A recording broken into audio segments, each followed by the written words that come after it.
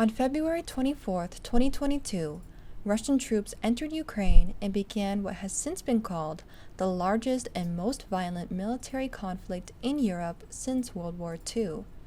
NUTV news reporters reached out to Professor Mai'a Cross to answer questions the Northeastern community may have about the Russian invasion of Ukraine. I'm Mai'a Cross. I'm Professor of Political Science and International Affairs in the School of Social Sciences and Humanities. Last year, my most recent book came out, which is on European-Russian power relations in turbulent times. So it's actually quite timely for the events that are happening this year.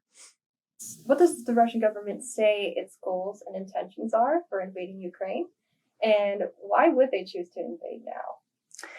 President Putin's intentions are essentially to dominate Ukraine, to have control of its government and also ideally its territory. He really makes it about this sort of protest against NATO enlargement, but I think that's actually a red herring. I think that he really is trying to come up with some sort of strategy to maintain domestic popular support within Russia. And the thing that he really fears when he looks at that is the encroachment of democracy. He is essentially concerned that Ukraine and several of the other post-Soviet states are looking towards the West, and they're opening up and they're democratizing, and he sees that as a threat to his power in Russia. Could you tell us a little bit more about major events that have shaped Ukrainian and Russian relations and what may be going on right now? This kind of escalation of aggression coming from Putin began at least in 2008, but sort of really ratcheted up in 2014. So in 2008, he actually invaded Georgia, and then in 2014, he annexed Crimea illegally.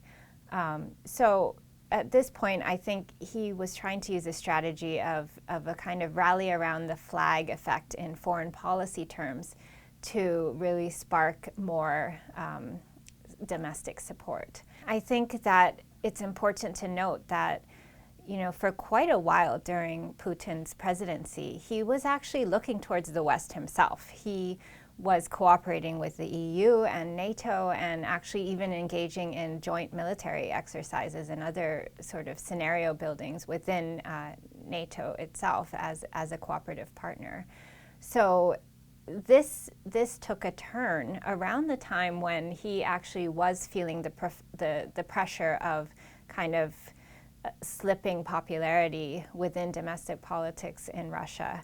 What are some possible international implications of this invasion? I think already we're seeing a large number of international implications for the invasion. In particular, the biggest one is really that the whole world has come together behind Ukraine, supporting Ukraine and condemning what Russia is doing. And in particular, the US and Europe have really re-energized the transatlantic relationship to tackle this threat.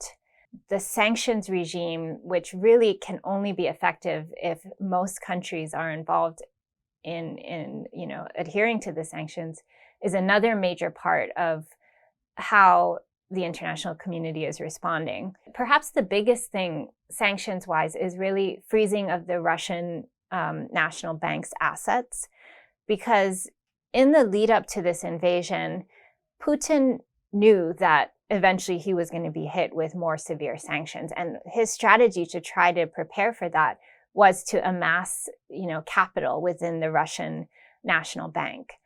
So because the international community has been behind freezing those assets, his strategy is undermined, and we're seeing sort of the rapid collapse of the Russian economy. Of course, the invasion is still continuing because Russia already has military assets. But there's only so long that this campaign can continue without the economic wealth to finance the war. But of course, one thing that everyone wants to avoid is having too much of the miscalculation that could occur militarily on the borders with NATO. So we are not seeing, for example, Western troops entering Ukraine or maintaining a no-fly zone. Another question about Russian diplomatic ties Mhm. is how Russia's alignment or supposed alignment with China could potentially have an impact on this, or how the international community is viewing it. And we were just wondering why Belarus would want to help Russia with this invasion, especially considering what could become of it. China actually has been hesitant to fully endorse what Putin is doing in Ukraine. And I think part of that is China has really followed, a foreign policy stance that is about non-interference in another country's internal affairs. And clearly what we're seeing with Russia and Ukraine is complete interference in another country's internal affairs.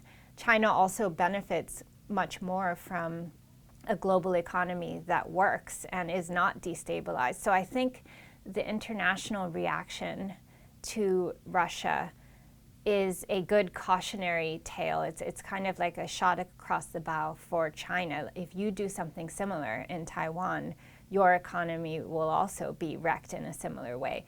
The way that I look at it is essentially Putin would like Ukraine to be like Belarus.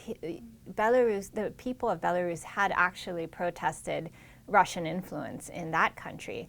But with Putin's help, that protest was quashed, and he was able to essentially ensure a government there that would be beholden to him and to Russia.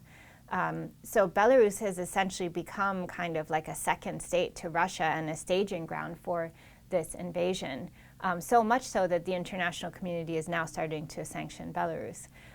So I think that the whole aim here is to avoid Ukraine also kind of being drawn into a Belarus type situation. So this invasion not only sort of flies in the face of the liberal world order, but it also flies in the face of just the nature of national behavior and state territory since the end of World War II.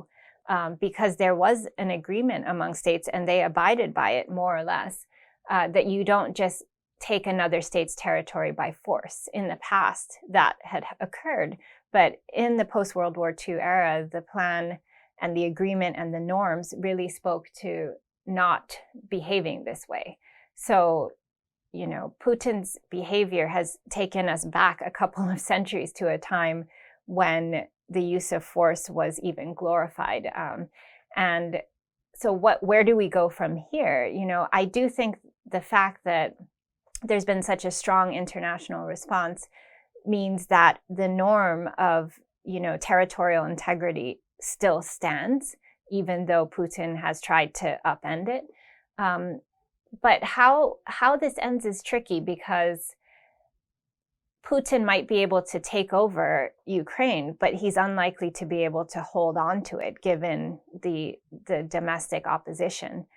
Even if you have millions of migrants flowing out of Ukraine, the people who remain are not likely to accept some kind of puppet government in Kyiv and just sort of go about their daily lives. Maybe after, Russia takes Kyiv, there's a sort of simmering tension that results in really a kind of terrible daily life for the people of Ukraine as they try to fight this but are not able to really get very far. And so you might slip into a situation where the rest of the world is in this kind of protracted Cold War with Russia. The sanctions remain and Ukraine's future is uncertain. Another possible scenario, though, would be the overthrow of Putin, which could actually happen in Russia itself by Russian people as they start to experience the severity of the sanctions. They start to become more aware, despite the closed media environment, of what's happening in Ukraine. And particularly when the military starts to realize how the campaign itself that we're seeing play out right now has been so mishandled. So all of these things point to a kind of weakening, perhaps around the corner, of Putin's rule. If he's not able to convey that he knows what he's doing and that he's strong and that this is resulting in more power on the international stage, he may be removed. So I think that's kind of the second scenario. It doesn't necessarily mean everything is done at that point, but it could mean a change in government, and then we'd have to just see what happens with that and what direction it goes from there.